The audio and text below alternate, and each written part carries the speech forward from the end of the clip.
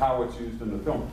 The Kier Construction Company, you got all these Yeah. for me, didn't you? I have at the city, there's an old map from 1926, and it kept getting updated through the 50s. And what it does, it shows an aerial view with all the names of the businesses in Burbank at that time. And so this is how we found out what businesses were in there at Formerly this time. Moreland Truck, now Biscuit Company in 1946.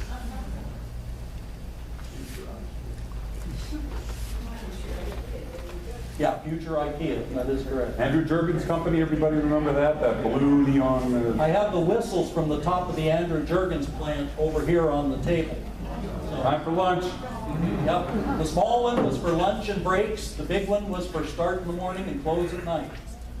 There's Jurgens Company tents, and I think there's a railroad spur going off into the, yeah, there it is. Jurgens Plant Spur. You see various industrial flotsam and jetsam. And If you watch between cars. pieces of wood, you'll see hobos. Yeah, you got both. There's an, I think they're hobos. I remember they used to hang out by the railroad tracks all the time. You're probably waiting to catch up. There's Verdugo, There's Verdugo. which went all the way through. It didn't curve and become Front Street back then. And then off in the distance, you can see things. There's some residences out there. There's a corporation. They've got big floodlights on the back of the train going out on both sides. And they also had a camera running straight back, too. You'll see that in the Rita Hayward. There's some residences close to the railroad tracks. Yeah. Now, some of these residences, Kahunga. yeah.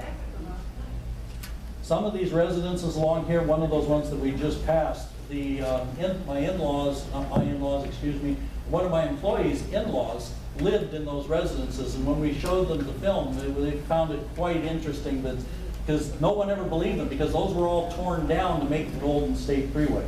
Hobos. Okay, Hobos. now watch on the lower. See the guy? There they are. Hobos. There's Aluminum Works and Casting Company.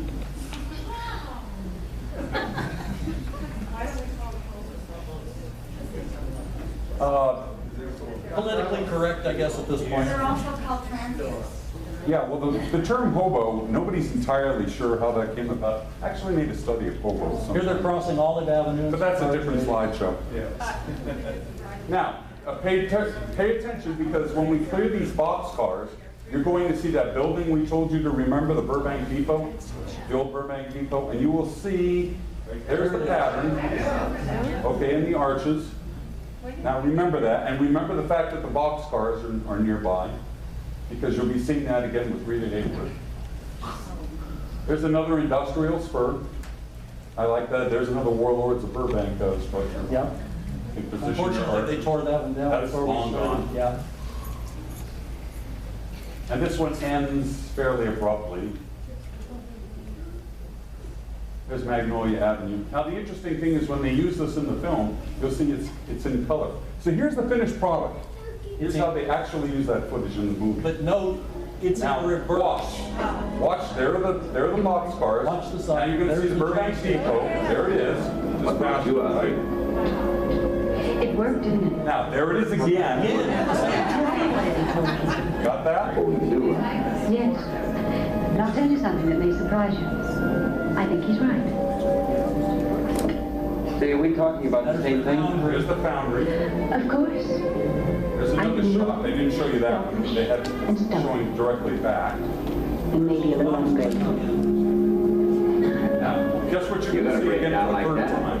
Yes, maybe I am. You wouldn't know it unless you knew to look for it. Here are the boxcars.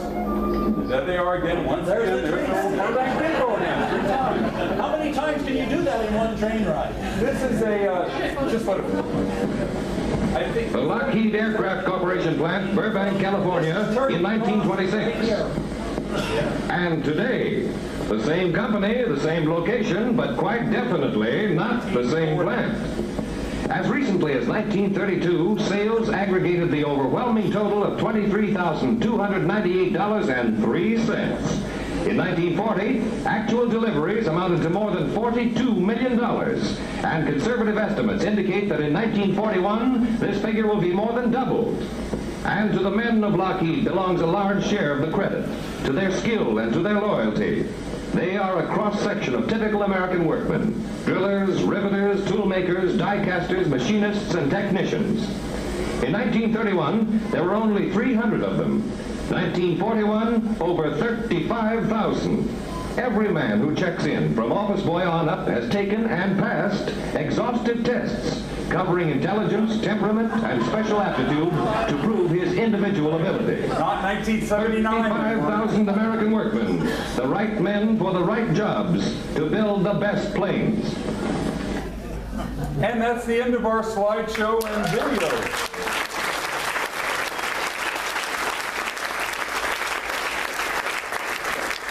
It's been a wonderful audience. Thank you very much. And now, we invite you to take a look around. We'll take questions. Did they ever hurt the fire any of those guns? No, not here in Burbank. The only firing that took place was on that Phantom incident they had out by the coast. The Battle of Los Angeles. Yeah, they couldn't figure out what they were shooting at, and they never did figure out. They just like to fire the guns, I think. And they reenact the Battle of Los Angeles. Fort MacArthur reenacts the Battle of Los Angeles every year. Fire off automatic guns. Who owns all of the artifacts that you collect here, and what do you do with them? The question is, who owns all these artifacts and what do we do with them? There is the owner. I collect them, I buy them off of eBay and all different places, and people donate them to me. If you had gone to the main library for the last month, they've been on display as a preparation for this event. I want you to take special note of this P-38. Mike, you want to describe that? It's a P-38 ashtray, but it's made entirely of artillery and rifle rounds and machine gun rounds.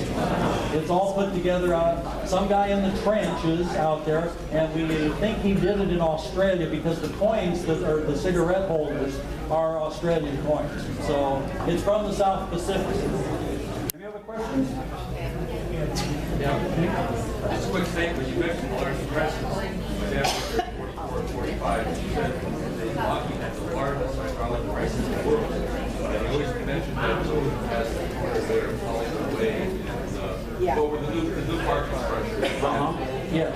He said it never had a large press. How, your dad worked at Lockheed? 44 and 45. 44 and 45. That last press, I don't know if you know, the last press they had there was so big that they could not demolish it. They had to pretty much blow it up and to get it out of there so they could build the current thing that's there. My father-in-law used to work at Lockheed back then, and he had, in our possession, we've got one of his watches from World War II. And the thing to do was they made these tiny little P-38 stickers, and you would put it under the crystal. So you had, in effect, a Lockheed P-38 watch. It is so cool. There's a picture of it on Burbankia. You can find it there. In a small Riker mount over here, I have P-38 Lockheed jewelry, earrings, necklaces, and all sorts of different things that are little P-38 planes, which they sold in the commissary at Lockheed during World War II. Get unfrozen Have any other now. questions? Over here.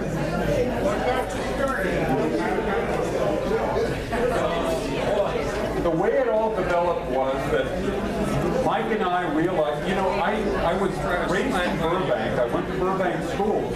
But because of a very, very good teacher at Burbank High, he got me interested in the Civil War. So I became a history buff. Now, there is no Civil War history in Burbank, so that's how I got to Virginia. So I'm not a Burbanker anymore, but it's Burbank's fault. So I was looking for history in Virginia, and I've been to all the battlefields and everything, and then I started to think about Burbank, and then I began to realize there's a lot of history here too.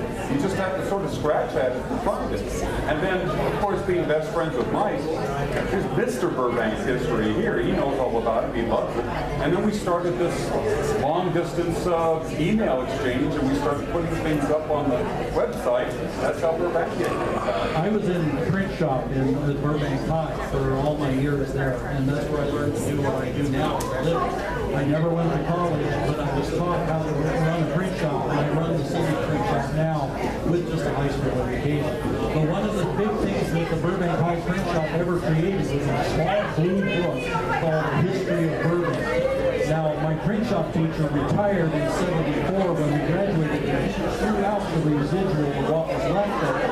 And I took 2 or 3 of them and I became an avid history fan. Plus, I picked up things. People up at church would say historical things, and I would listen. And it just I got started doing it, and I picked these things up. And one day, Wes called me and he says, why don't we start a website?